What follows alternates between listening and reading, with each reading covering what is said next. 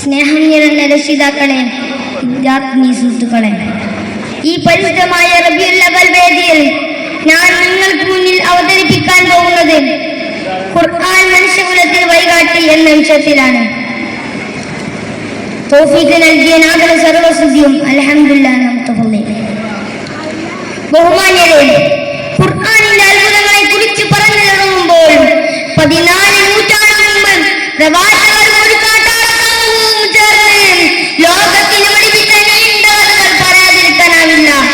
അപ്പരസ്പരരും പരിചയക്കാരായ ഒരു ജനവിഭാഗമായിരുന്നു ഖുർആനിന്റെ പ്രഥമ അഭിസംബോധകർ. ചെറിയ കാലങ്ങൾ കൊണ്ട് തന്നെ മാന്യവ മൂല്യങ്ങളുടെ തിളങ്ങുന്ന മാട്ടുകൾ അറ്റി വളർത്തിയെടുക്കുകയും പിന്നീട് ലോകജനതയ്ക്ക് നന്മയുടെ കൈപിടി തെളിയിച്ചു കൊടുക്കുകയുമായിരുന്നു പിന്നീട് ലോകം കണ്ടത്. ഖുർആൻ കേവലം ഒരു രാജ്യത്തിന്റെയോ ഒരു ഭാഷയുടെയോ ഒരു കാലഘട്ടത്തിന്റെയോ ഒരു വർഗത്തിന്റെയോ മാത്രം കേരളമല്ല, മറിച്ച് മാനുഷികമാണ് അഭിസംബോധന ചെയ്യുന്നത്.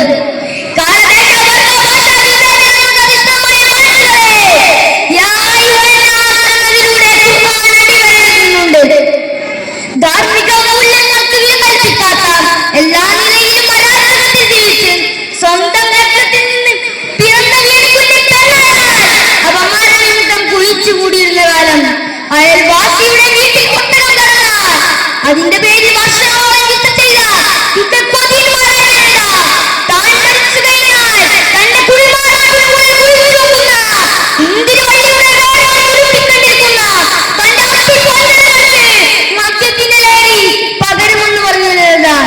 സാമൂഹികമായും രാഷ്ട്രീയമായും ലവലശം നന്മകല്ലാതെ നിലതാണ്. ജീവിതത്തിൽ അടിപിടിയും കള്ളപടിയും അതിനുവേണ്ടി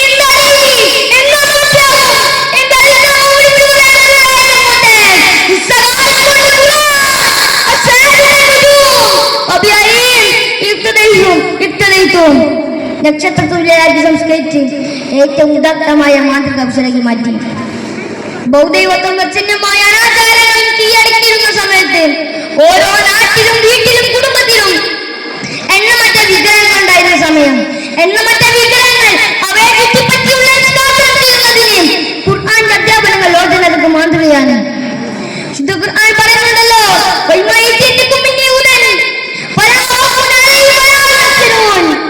എന്തുതന്നെയാണ് ജീവിതത്തെ രൂപപ്പെടുത്താൻ വ്യക്തി ജീവിതത്തിനും ഖുർആന്റെ അധ്യാപനങ്ങൾ ലോകജനതയ്ക്ക് മാതൃകയാണ്. പ്രവാചകത്തെ പറ്റി തന്നെയാണ്. ഇത്രയും പറഞ്ഞു ഞാൻ എന്റെ പ്രസംഗം അവസാനിക്കുന്നു. അസ്സലാമു അലൈക്കും.